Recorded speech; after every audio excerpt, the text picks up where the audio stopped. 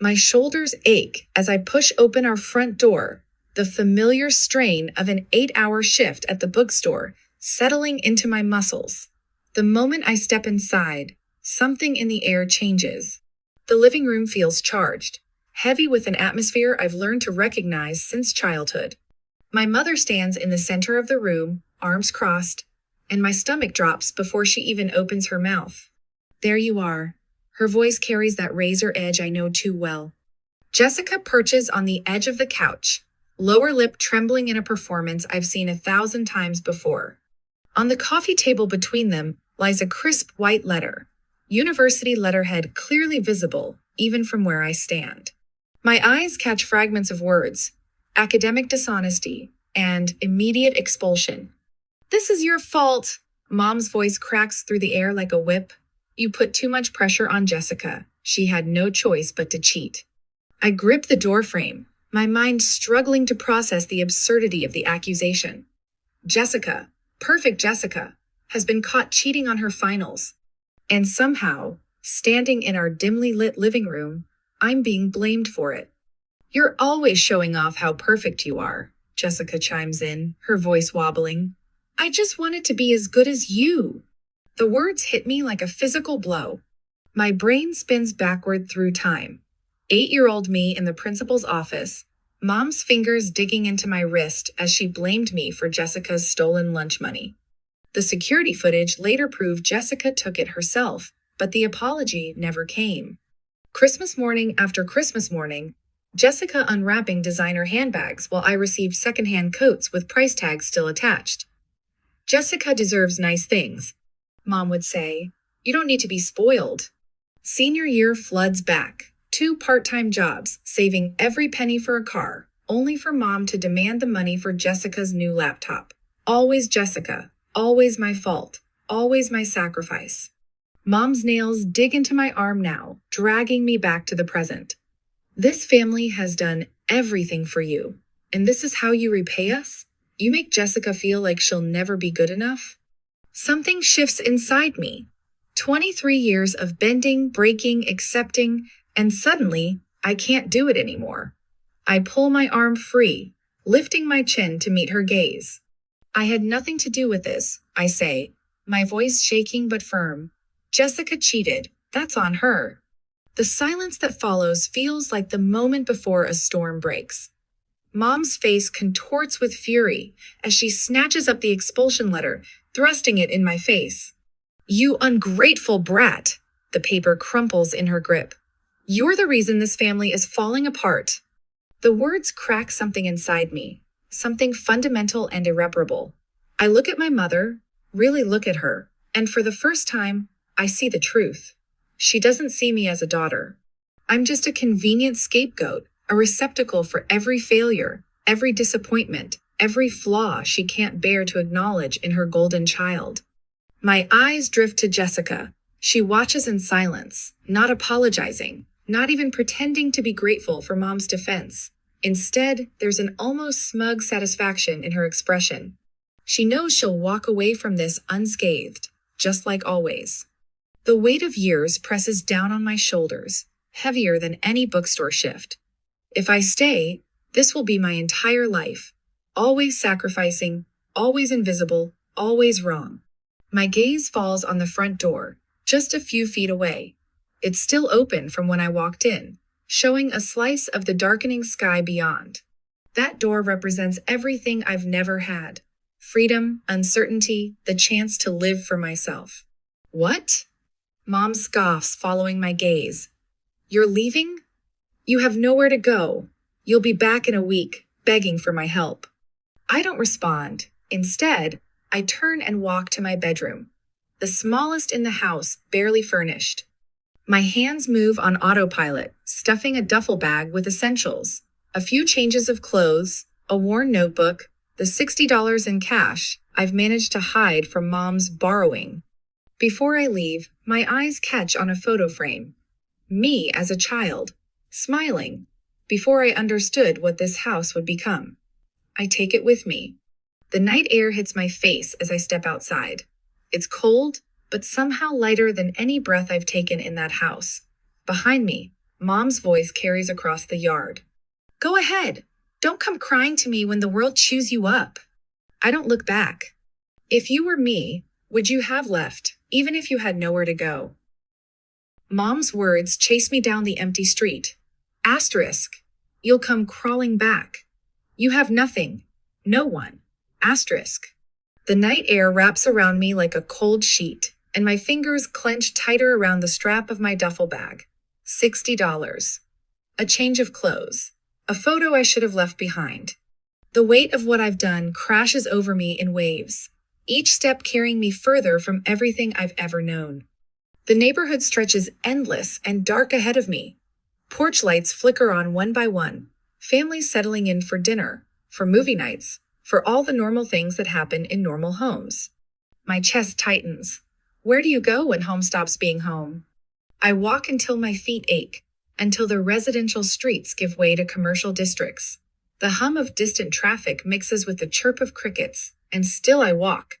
Pride keeps me from pulling out my phone, from scrolling through the short list of contacts who might let me crash on their couch. I'm not going to prove Mom right. Not tonight. 2 hours in, exhaustion hits like a physical blow. My shoulders slump as I spot the glowing sign of the 24-hour train station. Not safe, exactly, but shelter. Better than nothing. The fluorescent lights inside cast everything in a sickly yellow glow. A handful of people occupy the hard plastic seats, a woman clutching a garbage bag full of what looks like clothes, a man in a business suit passed out across 3 seats, someone muttering to themselves in the corner.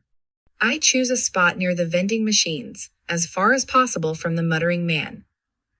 The tile floor sends cold seeping into my bones the moment I sit. My stomach growls, reminding me I haven't eaten since breakfast, but I keep the $60 tucked deep in my pocket. Who knows when I'll see money again? Sleep proves impossible. Every shuffling footstep jolts me awake. Every announcement over the crackling PA system sends my heart racing. The vending machines hum, an endless drone that sets my teeth on edge. By the time dawn creeps in through the grimy windows, my throat feels like sandpaper, and my head pounds with the kind of exhaustion that makes the world tilt sideways. A new wave of commuters flows in, their fresh clothes and coffee cups a stark reminder of how far I've fallen in just 12 hours. I catch my reflection in a window-wrinkled shirt, tangled hair, the kind of hollow-eyed look I used to see in homeless people, and think, how did they end up there? Asterisk. Now I know. One bad night. One moment of standing up for yourself. One realization that the devil you know is worse than the devil you don't. A single tear slips down my cheek before I can stop it. I swipe it away hard enough to leave my skin stinging. Crying won't help. Nothing will help except getting up, finding work, surviving. I force myself to my feet, muscles protesting after hours on the cold floor. If I don't find a job today, I won't make it through another night like this. The thought should terrify me, but instead, it settles in my chest like steel. I've spent 23 years surviving Margaret Sullivan's house. I'm not about to let the real world break me now. The morning passes in a blur of rejection. Every storefront, every help-wanted sign leads to the same response. We're not hiring. The fast food manager barely glances up from his phone, dismissing me with a wave. By noon, my legs shake with each step, and the gnawing in my stomach has turned to a constant ache. Then I spot AITA's small diner tucked between a laundromat and a pawn shop. The neon sign flickers weakly. Lopez's Home Cooking. Through the window, I watch a woman with steel gray hair tied back in a tight bun directing staff with sharp gestures. The bell chimes as I push open the door. The woman Marianne Lopez, according to her name tag, looks me up and down, taking in my wrinkled clothes and desperate expression. Ever washed dishes before? She asks, no preamble. I can learn. The kitchen air hits like a wall of heat. Grease coats every surface, and the mountain of dishes seems endless. By closing time, my fingers are raw and pruned, my back screaming. But when Marianne hands me $40 in cash, it feels like more than money. It feels like survival. That night, curled up in the same train station corner, I allow myself to check my college fund account at the ATM across the street. The account I've been saving since I was 14, working every summer job, every holiday shift. If there's anything left, maybe I could still balance. $0. My hands shake as I navigate through the transaction history. Multiple withdrawals, all under Margaret Sullivan's name. Designer clothes, concert tickets, private tutors for Jessica. The screen blurs as tears well up. She didn't just kick me out, she made sure I couldn't leave on my own terms. Made sure I'd have nothing.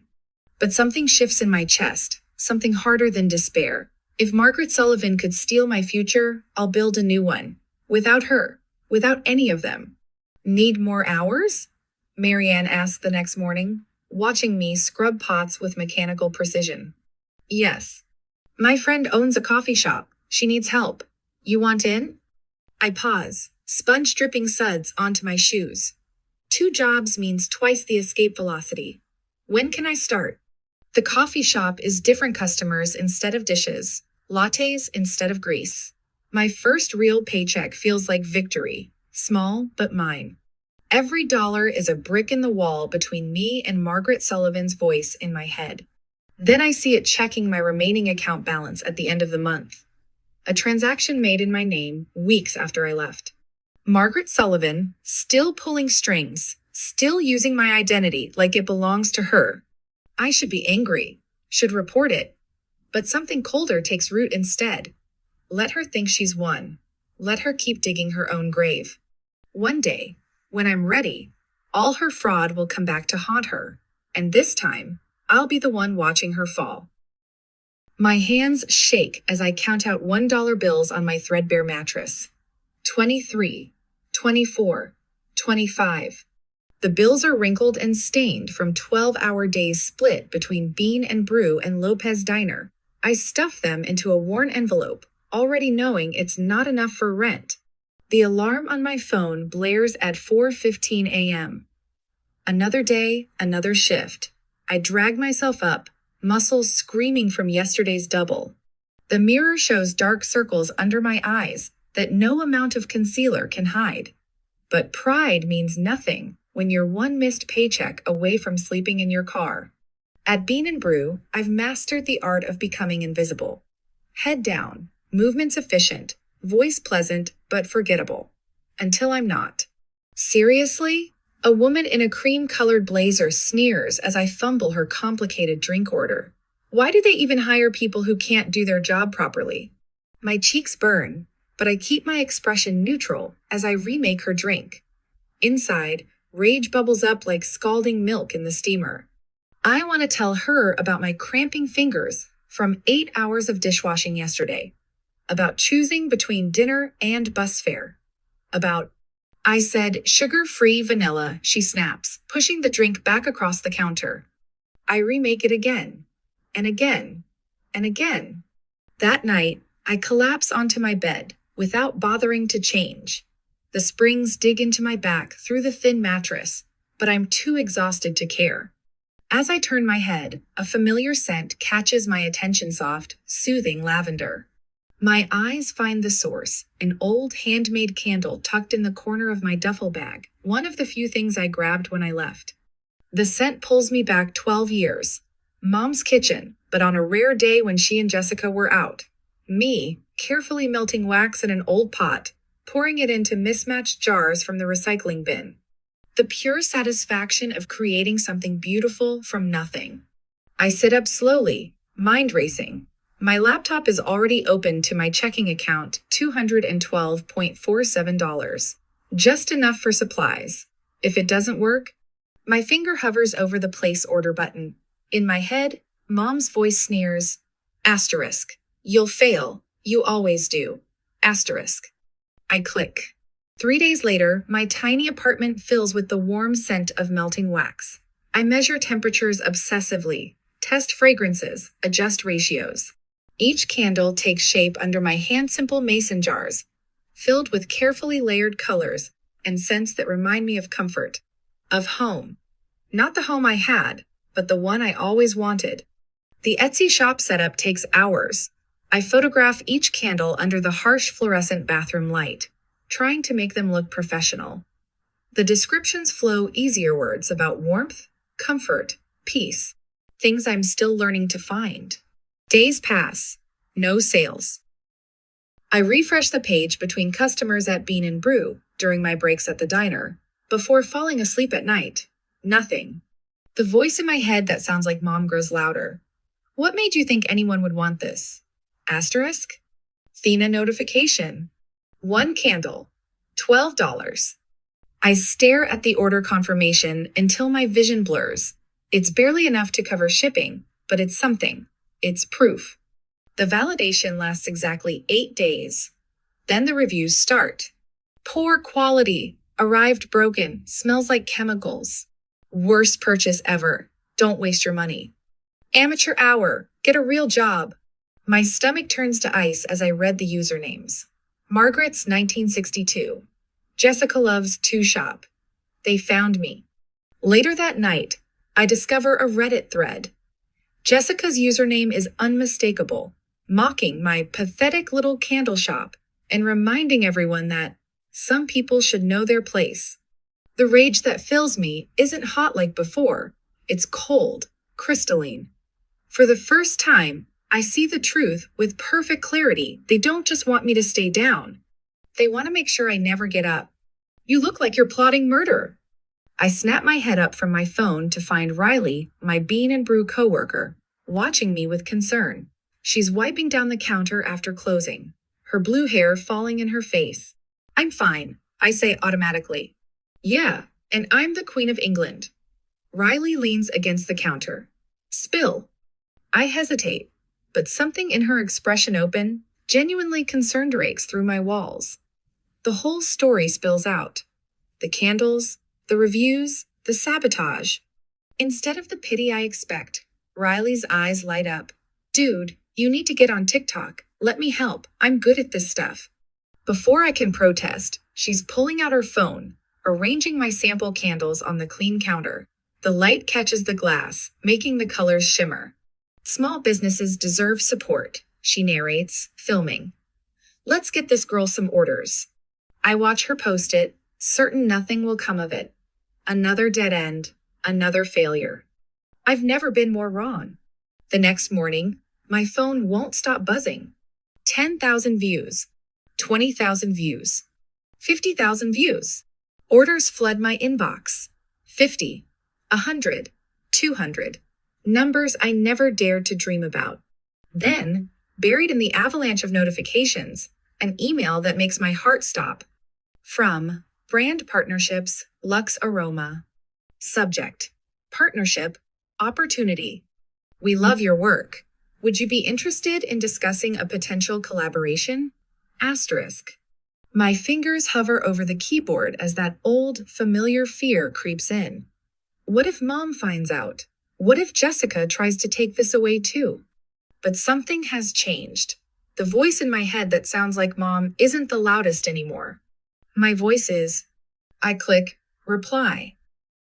The scent of lavender and sage fills my tiny home studio as I pour another batch of candles.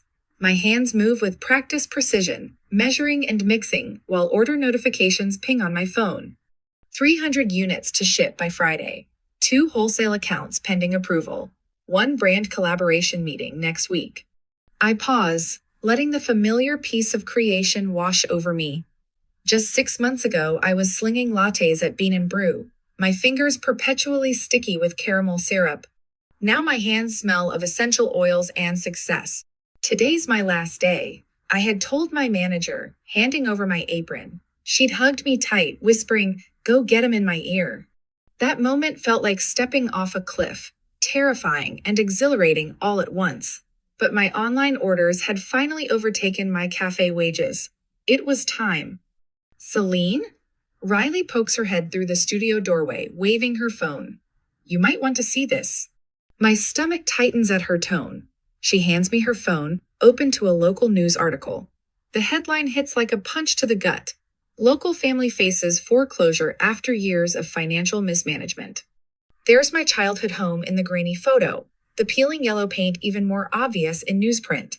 The article mentions Margaret Sullivan by name, my mother, and details how she's 3 months behind on mortgage payments. My eyes catch on a quote from a neighbor. It's sad to see. That house used to be so well maintained, but ever since her older daughter left. I hand the phone back to Riley, my hands steady. I need to finish these orders. There's more. Riley's voice softens. Jessica dropped out, failed most of her classes last semester. The loans came due and she trails off, watching me carefully. I turn back to my work table, checking the temperature of my wax. Not my problem. But that night, as I'm packaging the last orders, my phone buzzes. Unknown number, but I recognize the area code. Home. My mother's voice crackles through the speaker before I can decline. Celine, honey. The familiar manipulation oozes through her words, but something's different. A tremor. Uncertainty. I miss you. Family should stick together. Your sister is struggling. We all are. We need you.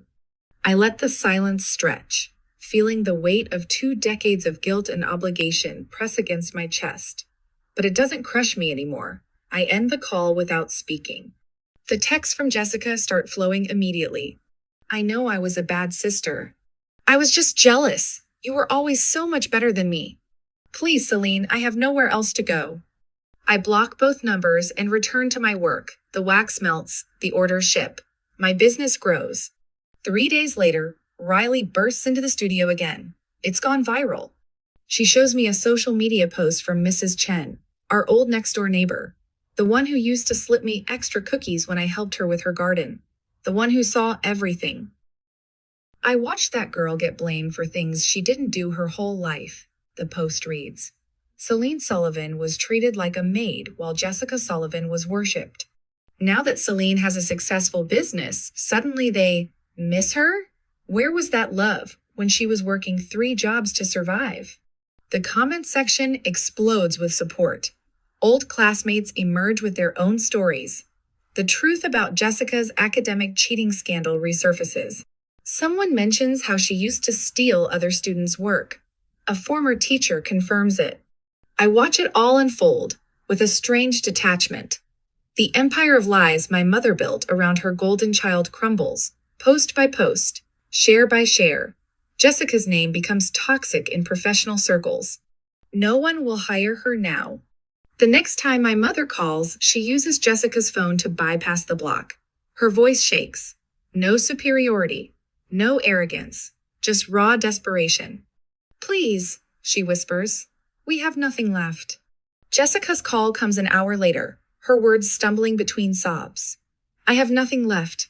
I was horrible to you, I know, but please, help me. I stand in my studio, surrounded by the business I built from nothing. The fresh batch of candles cools on the rack, their surfaces smooth and perfect. Orders wait to be shipped to customers who value my work. My bank account holds more money than my mother ever borrowed from me. The power has shifted. They know it. I know it. I pick up a candle, examining its flawless surface. For years, they controlled every aspect of my life. Now they need me to survive. The irony would be sweet if I could still taste it. But standing here, in the life I've built for myself, I realize I feel nothing for them at all. No anger, no satisfaction, no love. The bell above my shop door chimes. I look up to see 2 familiar figures step inside, my mother and Jessica, shadows of their former selves. Their designer clothes are gone, replaced by worn department store clearance. The makeup can't hide their exhaustion. My mother's eyes dart around the studio, calculating the value of everything she sees. Even now, she's looking for something to take. Celine, baby? Her voice drips with false sweetness. I know we've had our differences, but you're successful now. You can afford to help your family, right? Jessica steps forward, her hands twisting together. I'll do anything, please. I'll work for you. Just don't let me end up like this. I look at them. Really look at them. The women who made my childhood a prison. The mother who stole my future to fund her favorite daughter's failures. The sister who watched me break and smiled. They wait for my response. Desperate hope painted across their faces. They expect the old Celine, the one who would sacrifice everything to earn a scrap of their approval. But that Celine is gone. In her place stands a woman who built herself from the ashes they left behind. The candle in my hands has cooled completely now. I set it aside with the others, ready for shipping to someone who will appreciate its worth. No, I say simply, and turn back to my work. The clicking of my heels against polished marble echoes through the lobby as I approach my office. Through the glass walls, I spot them before they see me, Mom and Jessica, looking small and displaced among the sleek furniture and modern art pieces I've carefully selected. The expensive furnishings reflect the life they never imagined I'd have. Abstract paintings worth more than our old house, ergonomic chairs that cost more than Jessica's last semester of college, floor-to-ceiling windows overlooking a city that finally belongs to me. Jessica perches on the edge of a leather chair, her designer clothes from better days now wrinkled and worn.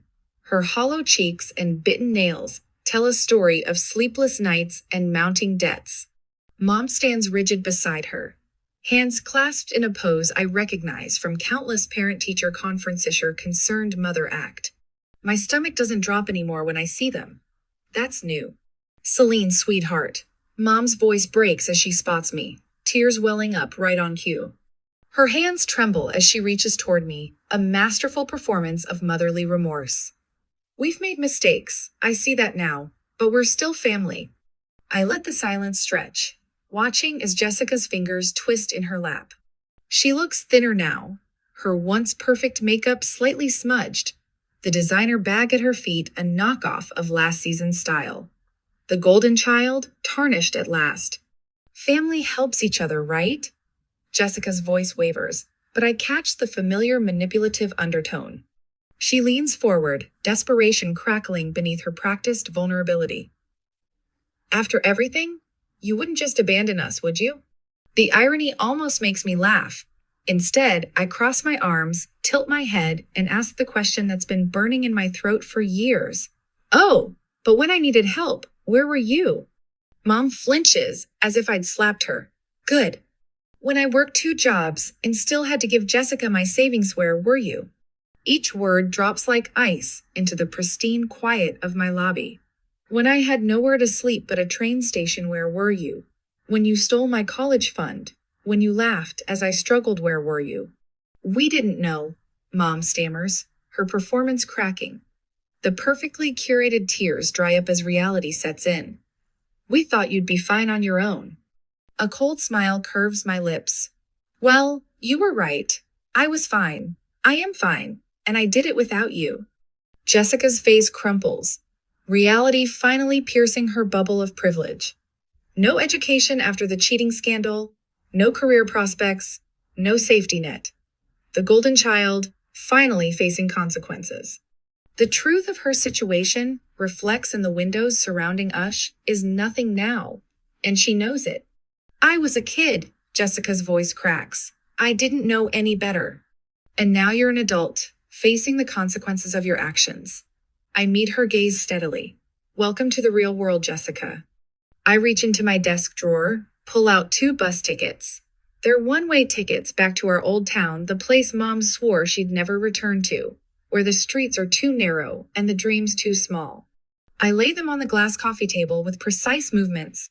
I won't leave you with nothing. Here's a way home. Take it or leave it.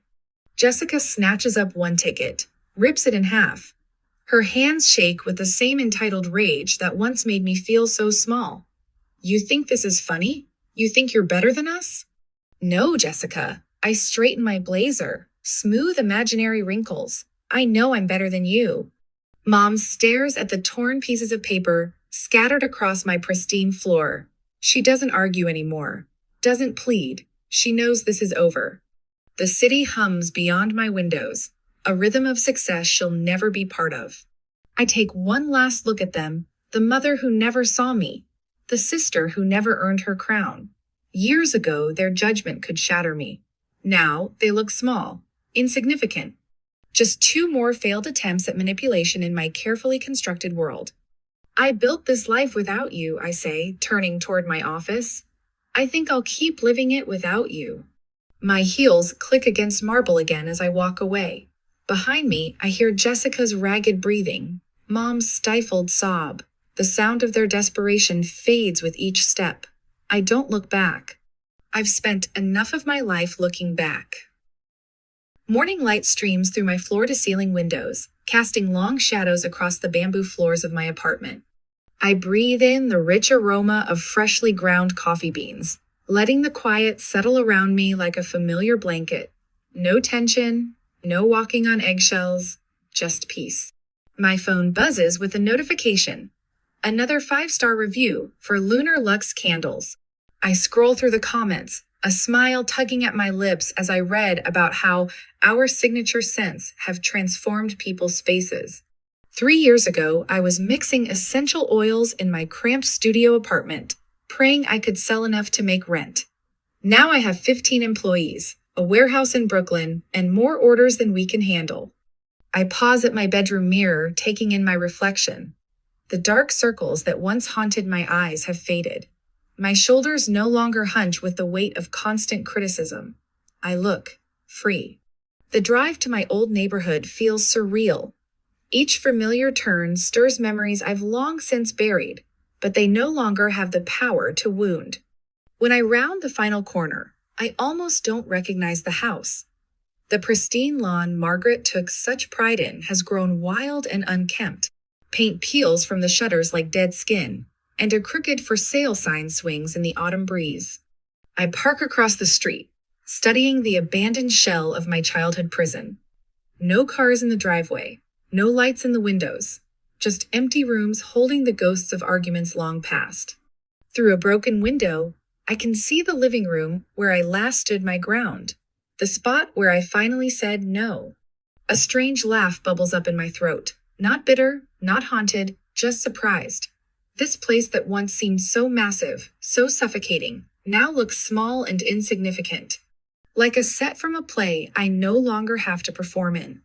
The community center downtown buzzes with afternoon energy as I push through the glass doors. In the main room, a group of young women gather around tables, some taking notes, others sharing stories. My mentorship program started small, just me and 2 others who'd escaped similar situations. Now we have 30 regular attendees. Maya sits in her usual corner, dark hair falling forward to hide her face. At 16, she reminds me so much of myself it aches. Her parents kicked her out last month for refusing to give up art school for the accounting degree they'd chosen. Now she crashes on friends' couches, working part-time at a diner, clinging to her dreams with both hands. How do you stop being afraid they'll come back? She asks when I sit beside her. Her voice trembles, but her eyes hold steady. That they'll find a way to hurt you again? I take her hand, feeling the slight tremor in her fingers. You don't have to stop being afraid. I tell her the truth I wish someone had given me. You just have to stop letting the fear control you. Walking through the center after our session ends, I think about the fundamental difference between us. Margaret spent her life tearing people down. Jessica took everything she could get, but I chose another way. Every time I help someone stand taller, every time I share what I've learned about survival and success, I feel a pride Margaret never knew, the kind that comes from lifting others up instead of crushing them. Later, standing on my balcony with the city lights spread out below me, I think about Margaret and Jessica, about the patterns they're still trapped in, the cycles they'll never break. I chose a different path. Every young woman I help find her strength. Every candle we ship with a handwritten note of encouragement. Every moment I choose kindness over bitterness. It's another step further from becoming them. The night air carries the faint scent of autumn, crisp and full of possibility. I whisper words I've finally come to believe. Some revenge doesn't require action, just success. I take a deep breath and let the past fade into the darkness below, where it belongs.